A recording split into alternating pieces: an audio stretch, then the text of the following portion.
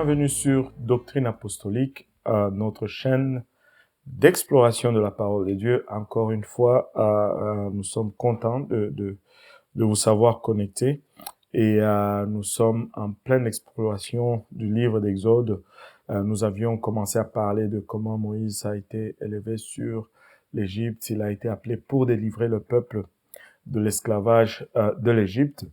Et il est retourné après un séjour de 40 ans chez les Madianites. Il est retourné avec sa femme et un bras de fer a eu lieu entre lui et Pharaon. Et finalement, à la 10e plaie, après que tout le premier-né de l'Égypte soit mort, Pharaon a concédé à ce que Israël sorte. Et nous avons souligné comment Israël est sorti avec une main puissante, c'est-à-dire ils ne sont pas sortis dépouillés, ils sont sortis enrichis. Dieu leur a demandé de solliciter de la part de leurs voisins des bijoux, des casseroles, des vêtements, et les Égyptiens leur ont donné ces choses. Et au fait, ces choses devaient leur servir de monnaie sur leur chemin vers la terre promise. Mais nous allons voir plus tard comment Israël va utiliser les bénédictions de Dieu et va en faire une idole. Mais là, pour les faire sortir, le Seigneur a instauré avec le peuple d'Israël ce que nous avons appelé la Pâque. La Bible appelle cela la Pâque, où le passage, l'ange de Dieu devait passer sur l'Égypte, mais le peuple d'Israël devait faire quelque chose. Il devait immoler une brebis ou un agneau, un chevreau, et qui devait être parfait.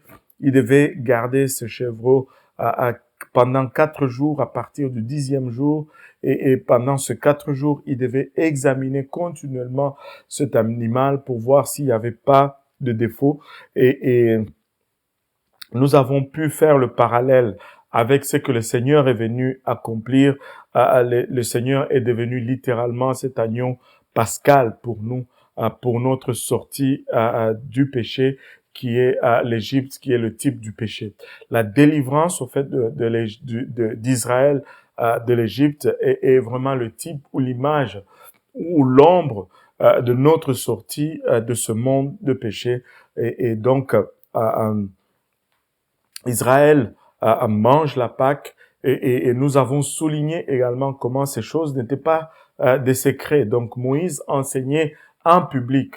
Donc si les Égyptiens étaient moindrement intéressés à être délivrés et après que Dieu leur ait démontré avec les 10 plaies que c'est de lui vraiment à Dieu et non tous ces objets, parce que toutes ces choses que les Égyptiens adoraient, ce sont ces choses-là que Dieu a utilisées pour les frapper. Ce n'était pas des choses choisies au hasard, mais c'était des divinités égyptiennes que Dieu a utilisées. Les Égyptiens adoraient le soleil. Dieu a obscurci le soleil. Les divinités, plutôt les Égyptiens adoraient le Nil. Dieu a utilisé le Nil pour le frapper. Il y avait une divinité associée au pou, aux sauterelles et au bétail. Et finalement, la dernière divinité, le premier-né qui était considéré, le pharaon était considéré comme une divinité et Dieu a frappé même là. Et donc, Dieu a tout fait pour que l'Égypte sache qu'il est le seul, l'unique, le véritable Dieu, mais l'Égypte a rejeté Dieu. Par la suite, Dieu donne le plan, ou plutôt Dieu donne les instructions pour la Pâque.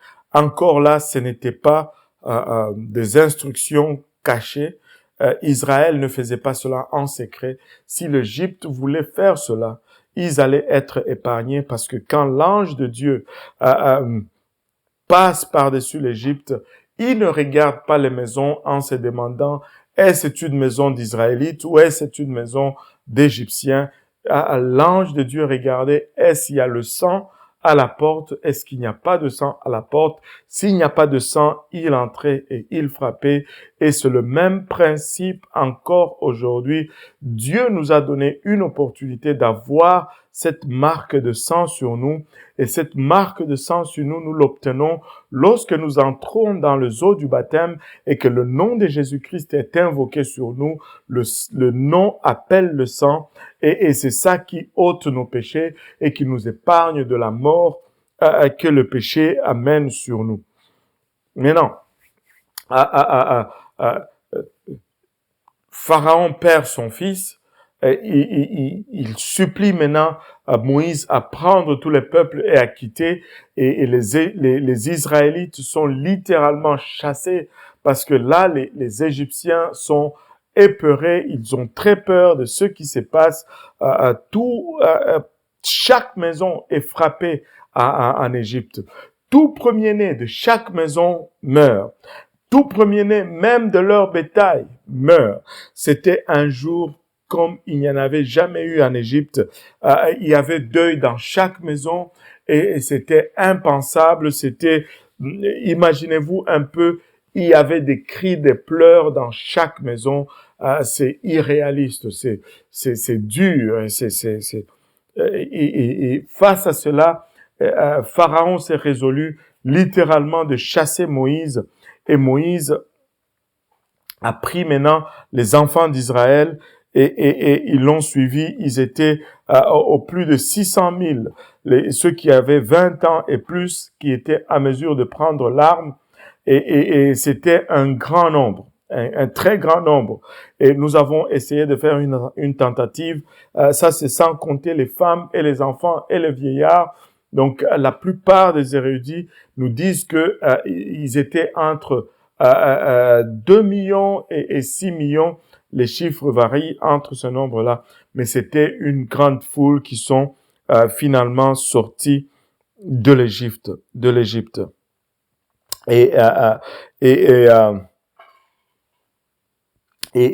on va voir que au chapitre 13 maintenant du livre d'Exode, l'Éternel commence par demander à Israël de lui consacrer tout le premier-né, tout ce qui naît, le premier parmi les enfants d'Israël, parmi les hommes et parmi les bêtes, sera à lui.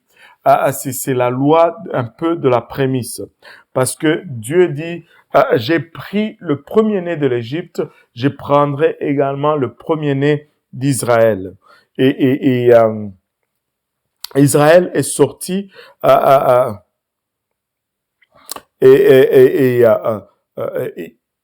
ils étaient maintenant en route vers la terre promise, mais leur guide était quelque chose de surnaturel. On va le lire, on va sauter au verset 17 du 13e chapitre. Or, quand Pharaon eut laissé aller le peuple, Dieu ne les conduisit point par le chemin du pays de Philistins, qui est le plus proche, car Dieu dit, il est à craindre que le peuple ne se répande quand il verra la guerre et qu'il ne retourne en Égypte. Au fait, quelque chose qu'on doit réaliser, c'est que 430 ans d'esclavage, ce peuple n'était pas du tout des guerriers. Ils ne savaient pas comment faire la guerre. Tout ce qu'ils savaient, c'était construire des édifices. Quand Dieu le fait sortir de l'Égypte, il leur dit, je ne veux pas leur faire prendre le chemin court qui passe par le pays de Philistins. Je vais leur faire un détour, de peur que, face aux Philistins, ce peuple ait peur et qu'il cherche à retourner en Égypte. Se repentir, ici, ça veut dire juste faire un demi-tour. Il dit, il est à craindre que le peuple ne se répande.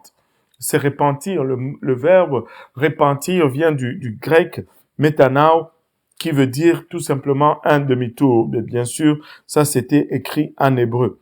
Mais Dieu fit faire au peuple, au verset 18, un détour par le chemin du désert vers la mer Rouge, et les enfants d'Israël montèrent en armes du pays d'Égypte, et Moïse prit avec lui les os de Joseph, car Joseph avait fait expressement jurer les enfants en disant, Dieu vous visitera certainement et vous transporterez mes eaux d'ici avec vous.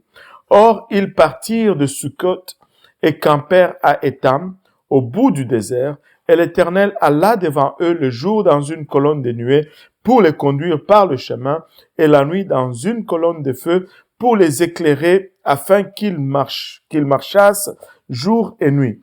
La colonne de nuée ne se retirait point de devant le peuple pendant le jour, ni la colonne de feu pendant la nuit. Regardez ceci. Il y avait une manifestation surnaturelle. Je n'ai jamais vu ça auparavant.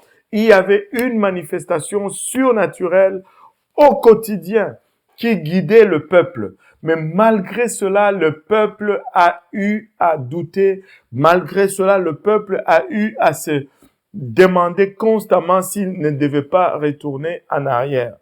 Une manifestation surnaturelle les guidait jour et nuit. Mais ce peuple a toujours mis en doute ce que Dieu leur demandait à faire. Vous savez, nous devons tout simplement arriver à une place où nous nous décidons à suivre Dieu et à le servir, qu'il fasse un miracle pour nous ou pas. J'ai toujours été d'avis que ce n'est pas un miracle qui va garder quelqu'un dans les voies de Dieu, mais c'est plutôt l'amour de Dieu qui va nous garder dans les voies de Dieu.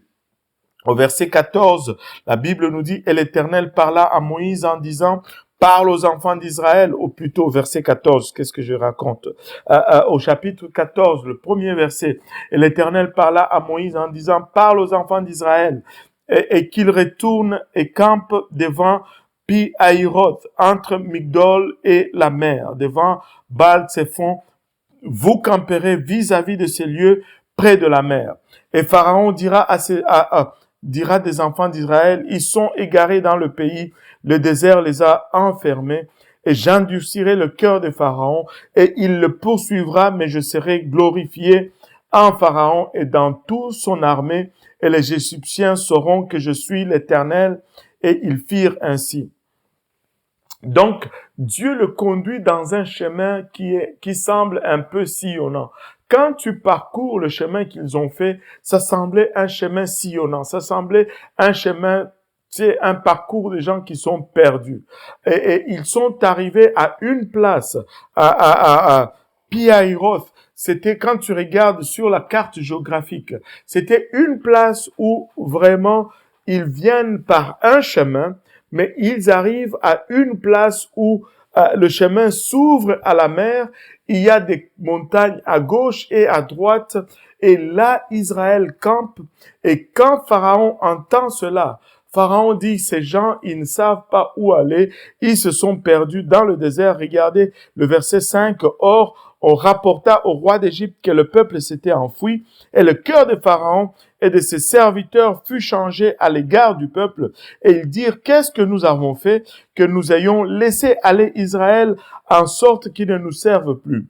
Alors il attela son char, et il prit son peuple avec lui, et il prit 600 chars d'élite, et tous les chars d'Égypte, et des combattants sur chacun d'eux. Et l'Éternel endurcit le cœur de Pharaon, roi d'Égypte, et il poursuivit les enfants d'Israël. Or, les enfants d'Israël étaient sortis à main levée.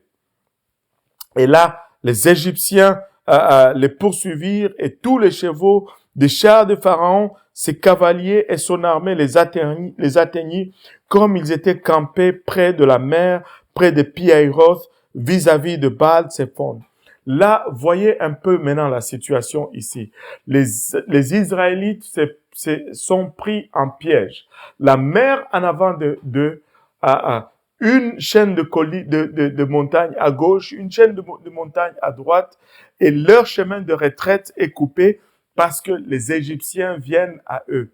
Ils voient les Égyptiens venir, ils voient la nuée de poussière que les chars des Égyptiens qui soulèvent à leur poursuite. Là, le peuple se tourne contre Moïse. Ils se tournent maintenant contre leurs dirigeants. Qu'est-ce que tu nous as fait ici? Pourquoi nous as-tu fait venir ici pour nous faire mourir? Les Égyptiens nous poursuivent. Nous ne pouvons pas aller plus loin. Nous sommes coincés. Le peuple a peur. Et le peuple dit, Nommons-nous un chef, retournons en Égypte. Pourquoi tu nous as fait venir ici pour nous faire mourir au désert? Il n'y a même pas assez de place. Nous allons mourir et être enterrés sans sépulture. Je n'ai jamais compris cela. Regardez ceci. Verset 11, on va essayer de conclure avec ceci. Et il dit à Moïse, est-ce qu'il n'y avait pas de tombeau en Égypte que tu nous aies amenés pour mourir au désert? Leur souci, c'était leur lieu d'enterrement. Il n'y avait pas assez de tombeaux en Égypte pour nous faire mourir là-bas, pour que tu nous fasses mourir ici au désert. Retournons en Égypte. Et là, le peuple dit, retournons en Égypte. Moïse leur dit, ne craignez point. Tenez-vous là et voyez la délivrance de l'Éternel. Le peuple dit, retournons en Égypte. Moïse dit, ne bougeons pas. Qu'est-ce que Dieu va leur dire? On va regarder ça lors de notre prochaine diffusion. On va s'arrêter là pour aujourd'hui. Que le Seigneur vous bénisse. Je veux vous encourager à demeurer dans la prière et dans la lecture de la parole de Dieu. Et on se revoit lors de la prochaine diffusion. Au revoir et à très bientôt.